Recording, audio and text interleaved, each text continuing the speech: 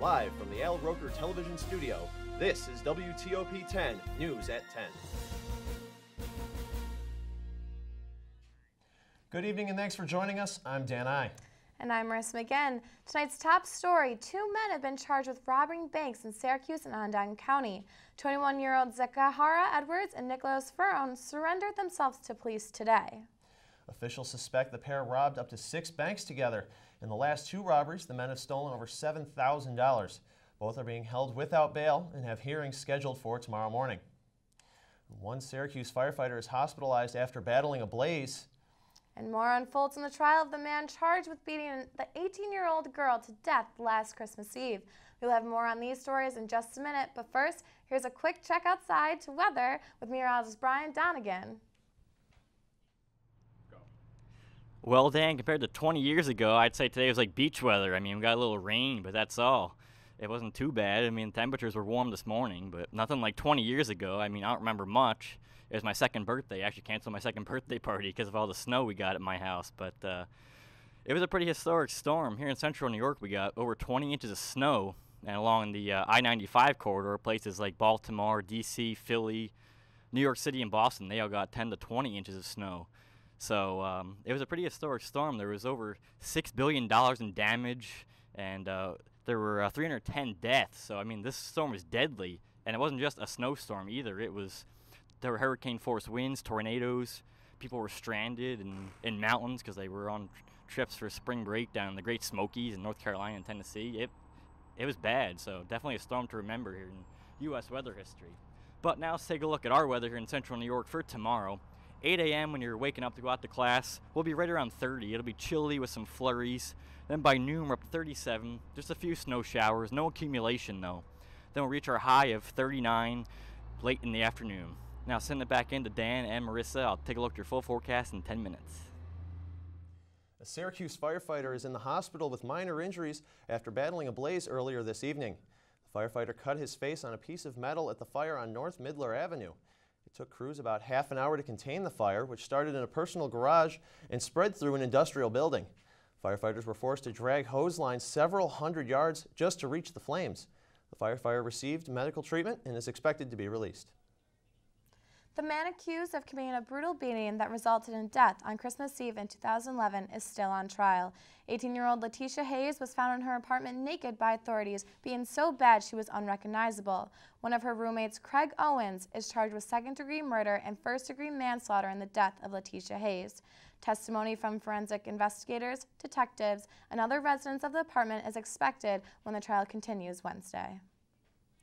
The town of Clay is mourning the loss of a World War II veteran and former town board member. Clarence Rycraft Jr. died Saturday in Syracuse at St. Joseph's Hospital Health Center.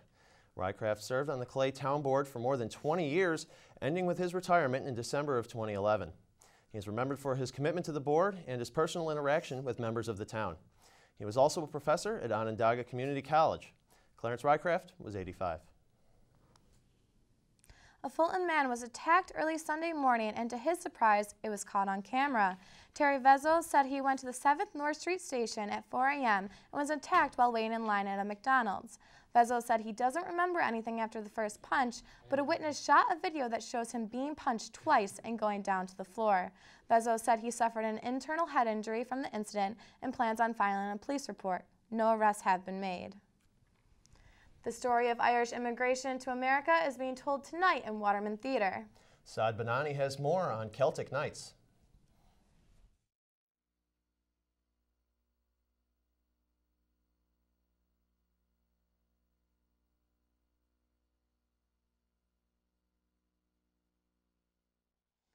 People everywhere will be shaving their heads for St. Patrick's Day on March 27th.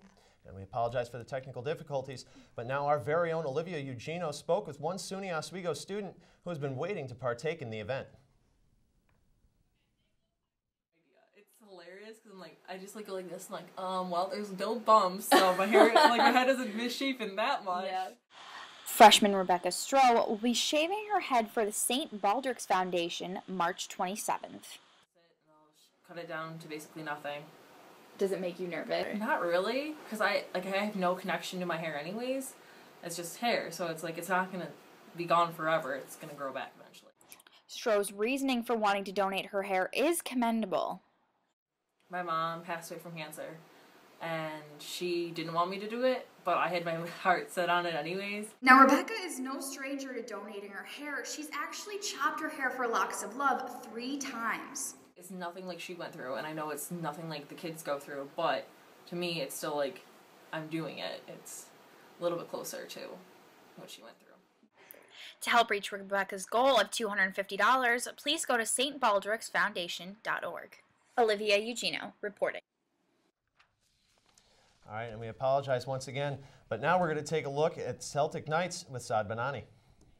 Backstage here at Waterman Theatre, where in the spirit of St. Patrick's Day, which is only 5 days away, Celtic Knights is being performed. Celtic Knights tells the story of Irish immigration across the Atlantic and traces Celtic roots of North American music forms such as Appalachian folk and bluegrass combined with Irish step dancing. I'm here with Louise O'Sullivan, which is a dancer for Celtic Knights. Louise, can you tell me a little bit about what it is your show with us? Our show is a mixture between Irish dancing, Irish music, and Irish songs. Okay, And it's kind of just going from the roots of Ireland and like explaining like Belfast and the difference between Belfast and Southern Ireland, Leinster and Ulster and all the different regions.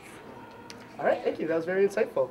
Quoting Director of Arts and Programming here at SUNY Oswego, John Schaefer, we're very fortunate to arrange this performance because it's the only one in upstate New York. The group of 16 Irish singers, dancers, and musicians is currently on a 17-city tour from Texas to Maine. Thanks, guys. All right, thanks, Saad. And after a head-on collision this morning, 3 people are in the hospital in Syracuse. Police say that Linda Franks suffered a medical condition causing her to drift in front of a school bus. Franks, as well as the driver and 1 passenger of the bus, were taken to Upstate University Hospital. The bus wasn't carrying any children at the time of the crash. Deputies say all 3 suffered minor injuries and were wearing their seatbelts. There have been an increase of vehicle break-ins reported at fitness center parking lots across the county. Onondaga County Sheriff's deputies say the majority of vehicle break-ins happen because people have left their vehicles unlocked. But even locked doors do not deter thieves, and they will often break windows to get something they want. Thieves are taking GPS systems, purses, and other high-value electronic devices. Deputies encourage anyone to report stolen items immediately and file a report. The Oswego Astronomy Club will be hosting an event to help viewers search for the Pan-STARR comet tomorrow night. If the weather is clear, the club will be meeting at the Hidden Soccer Fields at 7 p.m. The event only lasts until 8 and is open to all students for free. The recently discovered Pan-STARR comet will be visible at twilight through Saturday night. Women and Work in Lebanon is a lecture that examines women's expanding work opportunities that will be taking place this Thursday, March 14th. The lecture will be in room 132 of the Campus Center at 6 to 7 p.m. This lecture is part of the Ernst & Young Lecture Series.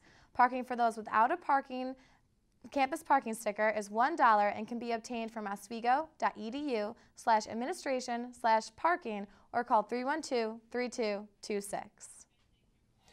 And coming up after the break, New York Governor Andrew Cuomo is not opposed to legalizing mixed martial arts. And Brian Donegan will have your full weather report right after the break.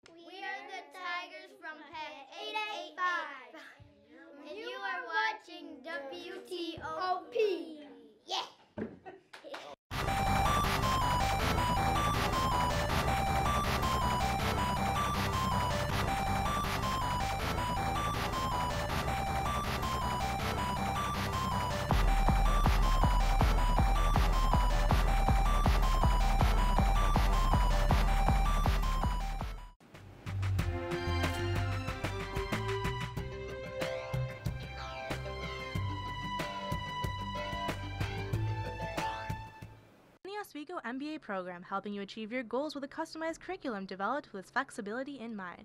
Take classes year-round, full or part-time in Oswego, online or at the Metro Center in downtown Syracuse. More information is available online or by calling 315-312-2911.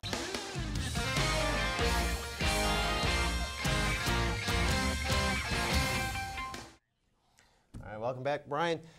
From what we've seen the past couple days, it's been really nice, but you're telling me we're in for a change of pace? Yeah, I mean, Sunday was 59 here, yesterday was 55, but now I brought a snow brush with me because I hope you didn't put it away yet, because you might need it again by the time we get to Wednesday night or Thursday morning. Great.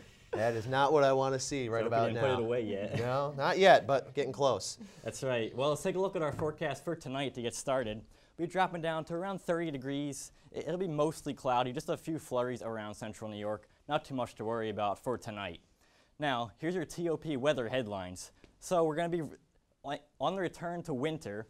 So those highs in the 50s are going to go down to highs in the 30s and even the 20s later in the week. And then those snowflakes are back in the forecast starting tonight and then increasing tomorrow and even more tomorrow night. So I hope you have that snow brush handy for Thursday morning when you're stepping out for the morning commute. Right now outside it's 37 here in Oswego, mostly cloudy skies, but it does feel like 31 with that southwest wind at 8 miles per hour.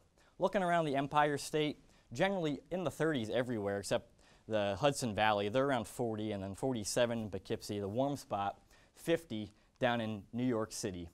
Now here's your regional radar. All that rain we saw earlier today is now over New England. It's out of our neck of the woods. We don't have to worry about it anymore. Pretty quiet here in central New York. Here's Oswego. Not much going on right now, just a few clouds out there. Later tonight, though, we could see a few flurries popping up and then even more snow showers as we go into tomorrow. Now here's why it's going to be so cold. So snowy rather. There's a cold pocket of air coming down from Canada. That's going to develop some snow showers and squalls as we go through the day tomorrow, especially tomorrow night. So that's why we might need that snow brush Thursday morning.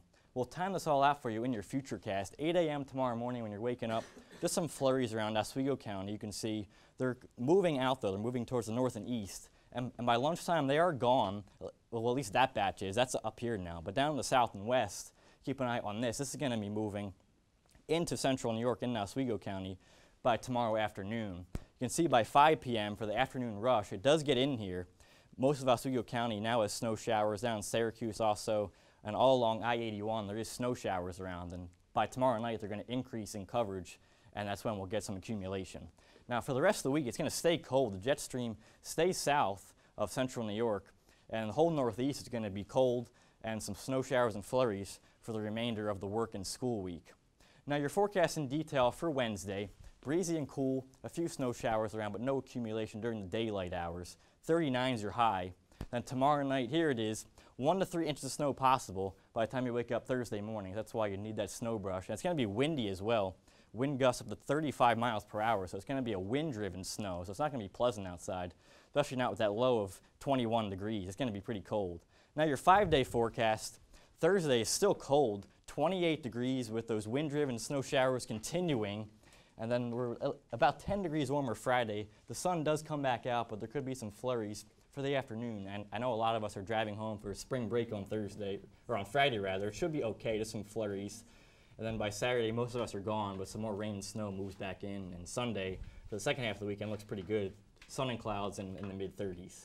Well, winter certainly tricked me. I thought it had gone, but it's going to be back once again. Yeah, I mean, winter in central New York is hard to leave. It just likes to stick around. Spring probably won't arrive for good until at least mid-April, I would say. Well, that's not encouraging, but we'll take it. Sorry, Dan. I hate to break it to you. All right, thanks very much, Brian. Turning to state news now. Good news for fans of mixed martial arts. Governor Cuomo says that he is not personally opposed to legalizing the sport, which made its way through the state Senate last week. The governor invited promoters of the sport to make their case that legislation would boost the state economically. It is now expected that the sport will be legalized. The only question remaining is when. Unemployment rates are continually on the rise both nationally and locally. Unemployment in the Syracuse metro area, which includes Onondaga, Madison, and Oswego counties, has rose in the past year. The state unemployment rate was 9.4% in January, up from 9.1% the year before. Oswego County, with its unemployment rate at 12.7%, was tied with Lewis County for the second highest unemployment rate in the state. Black smoke billowed from the Sistine Chapel Tuesday night, signaling that Cardinals did not select a pope on the first ballot. When the next leader of the Roman Catholic Church is chosen, white smoke will rise from the historic chapel. 115 cardinals are meeting in private to select the next pope. The first candidate to get 2/3 of the votes will be named the successor to Pope Benedict XVI. The ancient old question of if there is life on other planets is slowly on its way to being answered. The discovery comes 7 months after Curiosity, the spacecraft, touched down in an ancient crater on Mars. Evidence of water and basic elements that organisms could feed on has been found. Scientists now have their first significant evidence of an environment that can host living organisms outside of Earth. The second drilling of this kind won't go underway until May. Top performers were showcased in the Collage concert. Alicia Daddario has more coming up after the break. But first, here's a look at your late night menu.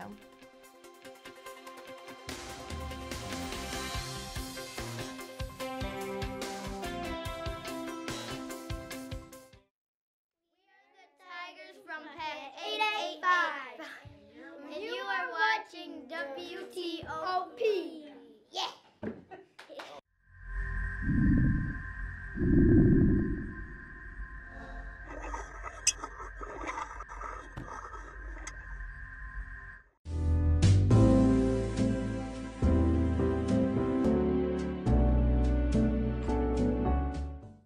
Oswego MBA program, helping you achieve your goals with a customized curriculum developed with flexibility in mind. Take classes year-round, full or part-time in Oswego, online or at the Metro Center in downtown Syracuse. More information is available online or by calling 315-312-2911.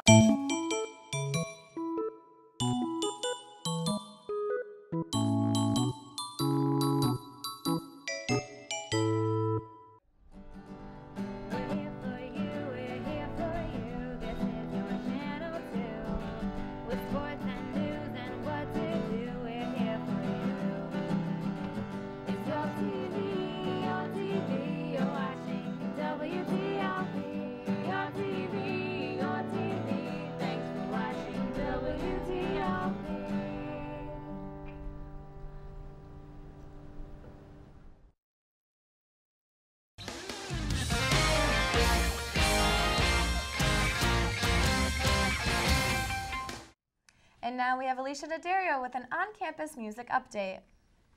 The music department is extremely proud of the performance they put on Friday night at the Collage concert, and they should be. Check out this exclusive coverage. Friends, family, and students lined up at Tyler Hall's box office to get a coveted ticket to see SUNY Oswego's Collage concert last Friday. Ju Hu Kong is one of those students looking to enjoy the musical brilliance of the concert because she just says music is a part of her life. Music is like humans express feelings through music, so I think it's really important in that kind of way. I like flutes, I like violins too, and I like singing though as well. The crowd eagerly awaited the much anticipated start, but before things got underway, Dr. Todd Graber, the chairperson of the music department, had a few words to say. It's sort of a potpourri of everything we have to offer in the music department. You will see all the major ensembles this evening. The college choir started things off with a beautiful piece called Cinnamon, directed by Claiborne Price.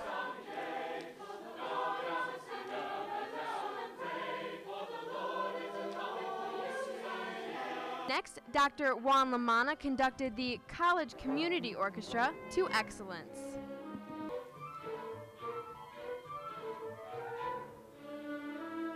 And what a singing performance by the Emerald Five, who blew the crowd away with their rendition of Blue Moon.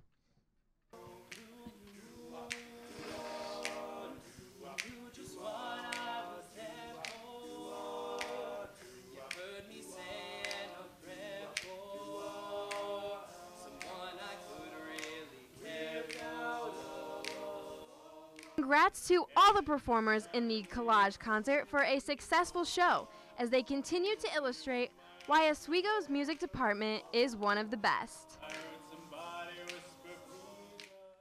Yeah, guys, each time I see a music performance by the department, I'm surprised. They blow me away every time.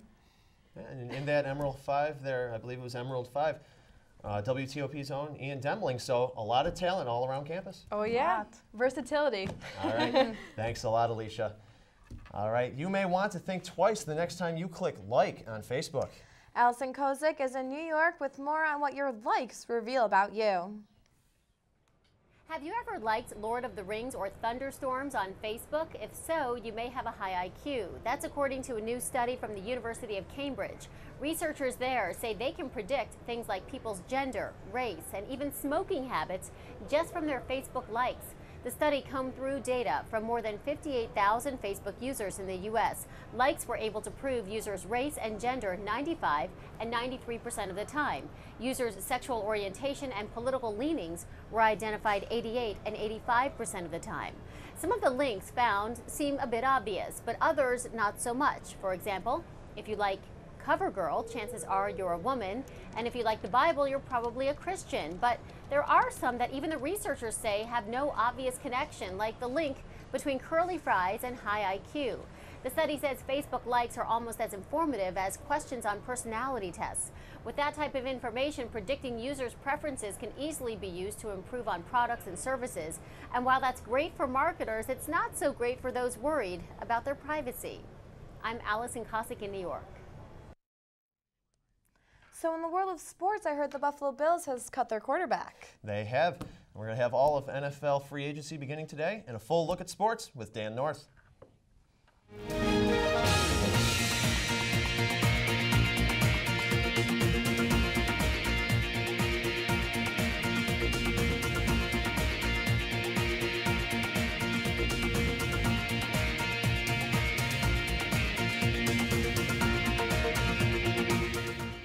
Guys, and the Oswego State men's lacrosse team's game against Elmira this week has had a time change as the game has been moved to a 1:30 p.m. start time. The game will be played at Elmira Free Academy as the Lakers look to improve to an overall record of 3-0. The team is coming off of wins against Utica College and Adrian, scoring 10 goals in both of these games. The Lakers' leading scorer during their two-game winning streak has been Casey Balzer, who has had a combined 6 goals during the streak. The Oswego State men's baseball team has had some difficulty with the weather lately, but they shouldn't have any troubles coming up as they will be traveling down south over spring break.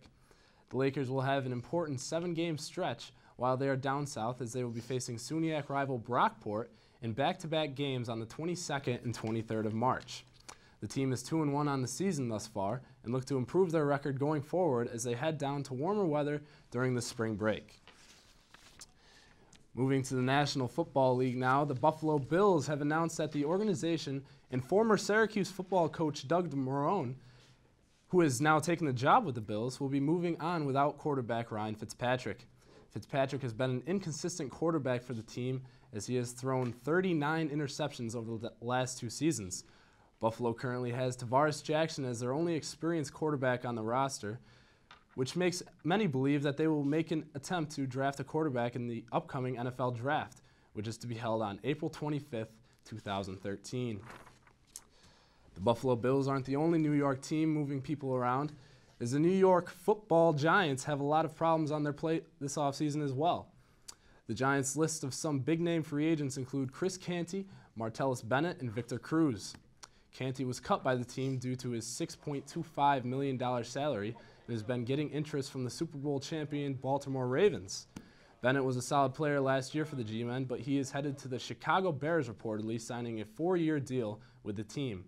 And finally, salsa dancer Victor Cruz is a restricted free agent as the organization has yet to sign the star wide receiver to a new contract. Finally, another big story in the NFL today was future Hall of Famer Tony Gonzalez announcing that he will indeed return to the Atlanta Falcons for the 2013 season. Gonzalez seemed set on retirement after the Falcons' loss in the NFC Championship game to the San Francisco 49ers, but has changed his mind after talking things over with his family. The Falcons' playoff win over the Seattle Seahawks marked Gonzalez's first playoff win ever, and Gonzalez says he wants to come back for one more season as he wishes to make another run towards the Super Bowl. The All-Star tight end is the all-time record holder for tight ends in receptions, reception yards, and receiving touchdowns. That's it for sports. Now back over to the news desk. All right, we will be back in just 90 seconds. But first, take a look at your community calendar.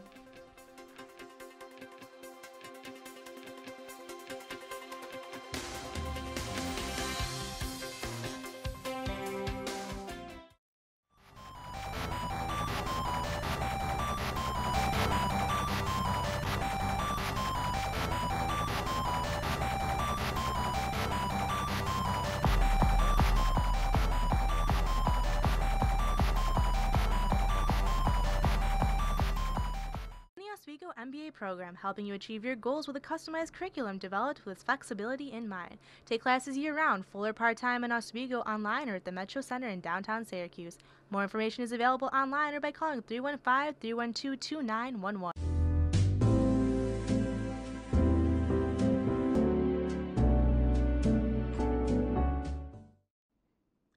Last night, Lori Capricuzzi scored 2 goals on Alya Brian Love.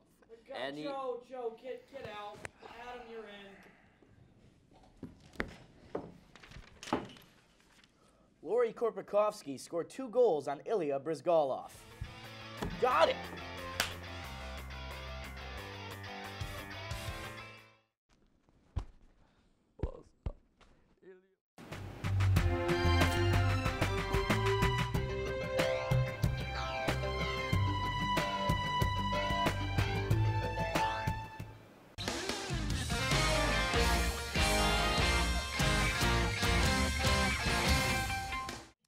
All right, welcome back. Well, all your entertainment news you've ever wanted and more.